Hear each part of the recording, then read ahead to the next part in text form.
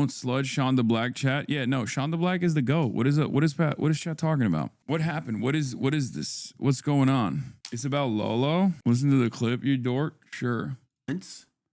Radically changing everything about the way we approach politics for straight white dudes. We've radically changed the way that we approach politics as a whole. There's not really 6 years. No, but like we've specifically named it, right? We've named it for the past 8 months since the election. They're saying, okay, we are only going to hyper fixate and focus on only how we attract straight white men. Young straight white boys.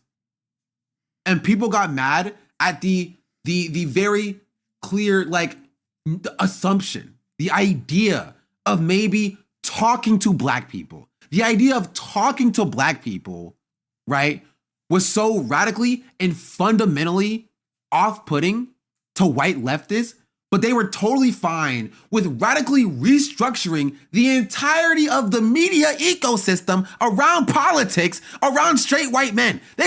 I agree with this, but the one caveat I have is that white supremacy is such a powerful force that I think like young black and brown kids, young black and brown men also literally positively respond to white supremacist like adjacent or white-centric content in a really devastating way.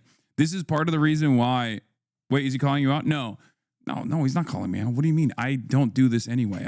When have I ever literally been like, no, why don't we care about the feelings of white men? I don't do that. I think that is the reason why, as a matter of fact, that's the reason why the Trump movement has become this like much more diverse movement. Like American fascism is not as segmented by racial boundaries as we would normally expect it to be, if that makes sense.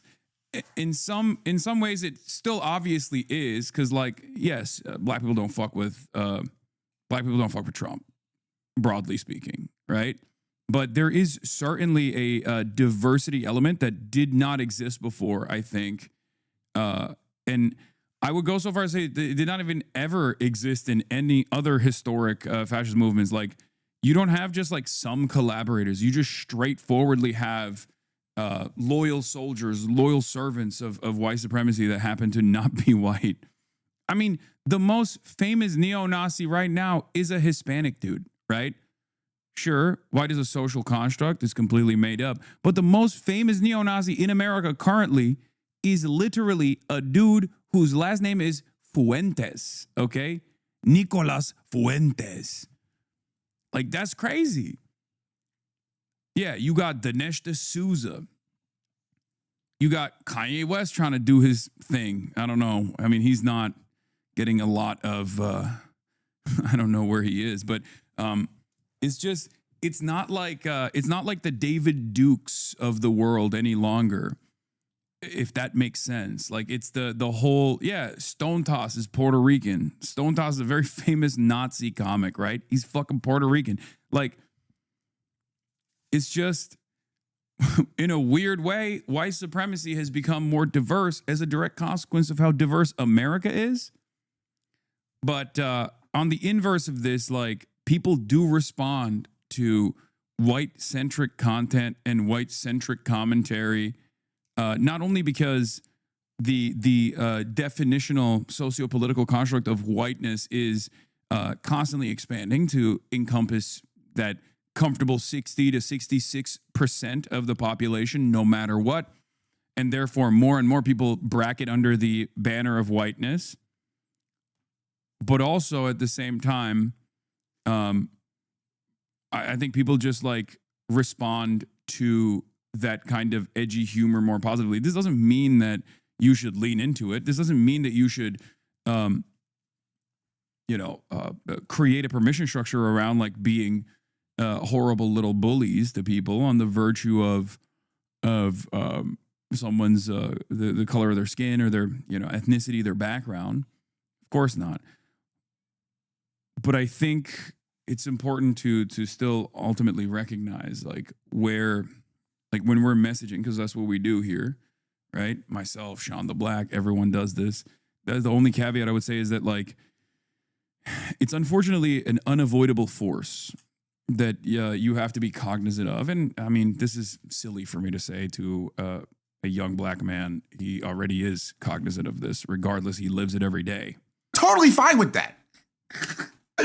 Legacy media throwing away everything that they've known to be like, we need specifically and primarily a Joe Rogan of the left to talk to only straight white men, and everybody's fine with that. Everybody. See, that's the reason why I added the caveat, because like Joe Rogan's audience, I'm willing to bet, is fairly diverse, right?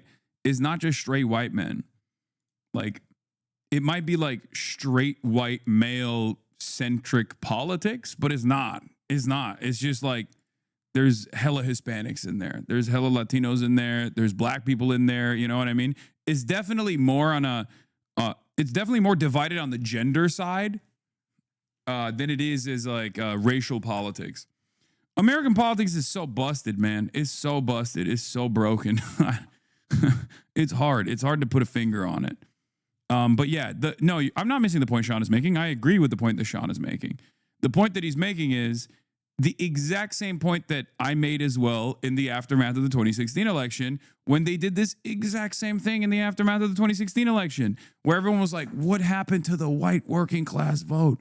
Where are the white working class? Why did the white working class go and vote for Donald Trump? Blah, blah, blah, blah, blah. We got to win these white working class people back. It's like, it's stupid. He's fine with the journey to find the one piece of politics, which is how do we create the Joe Rogan of the left? Nobody has any problem with that. But when you have the slight assumption, when you have the notion, the mere suggestion of, hey, let's talk to black people, people act like you killed fucking God. Like, what are we talking about here? Are we insane? And that's not indicative of white supremacy? Hispanic dudes positive, but not many black dudes fuck with Joe Rogan. No, black dudes fuck with Joe Rogan too. Dude, everybody fucks with Joe Rogan. Nobody bats an eye at, yes, we need to radically shift how we talk about media as a whole to center straight white men.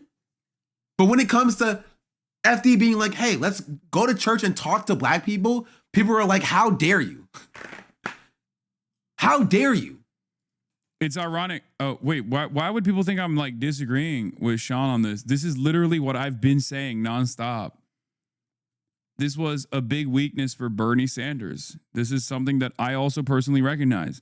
You cannot expect people to literally listen to your message and understand it and internalize it just on the basis of your message being good or your policies being good. You got to go to where people are. You got to talk to people directly.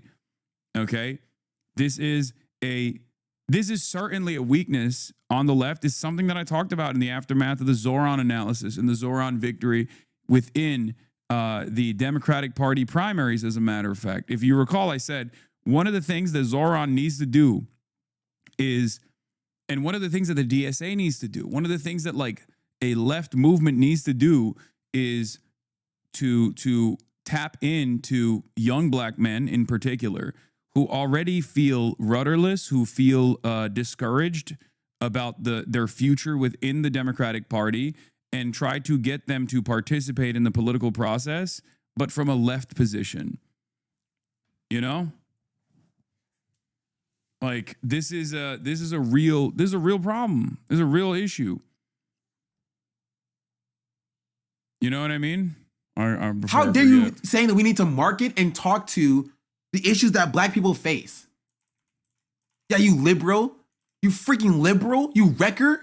How dare you say that we need to talk to what black people face? It still kind of goes back to the idea that like any sort of racialized politics is instantly supposed to be like liberal coded or something. It's not. Like black people are working class too. You got to talk to them, you know?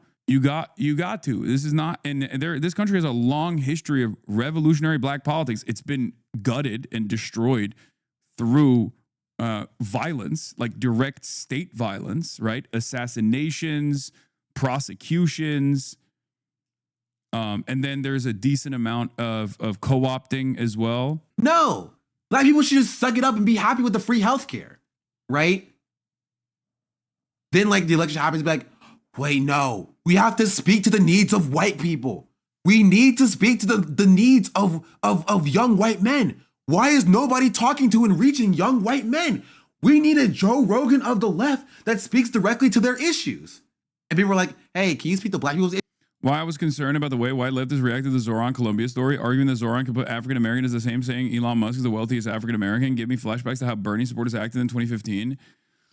Oh, I know. I talked to FD Signifier about this as well. Guys, that is literally bait.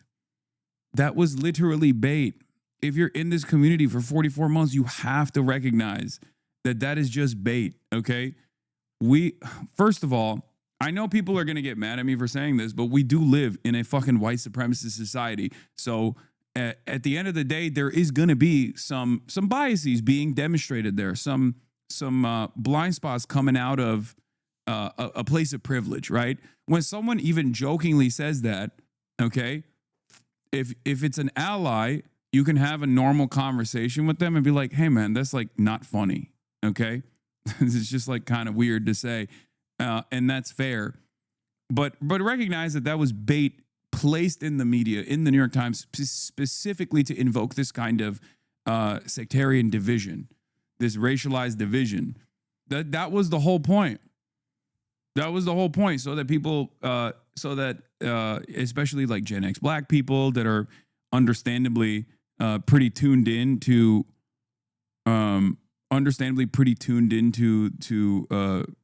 any sort of like white supremacist takes, are going to go, oh, these guys don't give a fuck about us.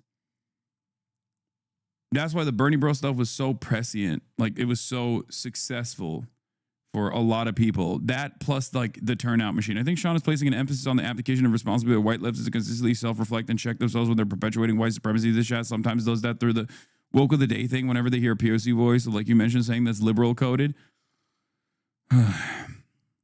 That's not, more often than not, that is literally done on the basis of not someone who is adding to the conversation in a productive manner. Okay. And there's always going to be, in a large tent, there's always going to be fucking people that go, this is not within my comfort zone. Okay. This is an unfortunate reality with coalition building, regardless. Okay. It's for people who are concerned trolling and are demonstrating a narcissistic desire to be heard when we're talking about something entirely separate. You feel me? I think people understand exactly where that comes from. You understand it for other things, but I think you probably have seen me do that. You probably have seen me do that for something you care about that you think was a valid point. And then, of course, you go, oh, wait, hold on. This is like inappropriate. This is inappropriate that he said this is a woke of the day. Get out of here. We're not talking to you. Like, what are we talking? Like, is that not crazy? The reality of the matter is, if you want to bring in, if you want to bring in people that are born into a system where they've never had to reconsider their stances and take certain things for granted, and understandably have developed like a white supremacist opinion or a transphobic opinion, you are going to encounter biases. You're going to encounter microaggressions, things of that nature. Okay, trying to sanitize that would, if I were to try and sanitize every minutia, everything that happens both in this massive community and just in general on the internet, I would not be able to get across anything that I want to get across. I would not be able to cover anything that I want to cover. You know what I mean? And it would be utterly unproductive overall. This is the reason why there's a method to this madness, if you will. It would be a permanent stun lock back and forth. But the goal for me is to, always is to get people who are in the margins to no longer have these kinds of biases over the course of a long, extended period of time. And that's part of the reason why this community has grown so much. over the past 8 years, because everybody at the end of the day has some kind of blind spot born out of their privileged position. I understand that. It would be incredibly hypocritical of me to act as though that is not the case for every single person's starting position. Are you talking about yourself here? Of course I'm talking about myself as well. What do you mean?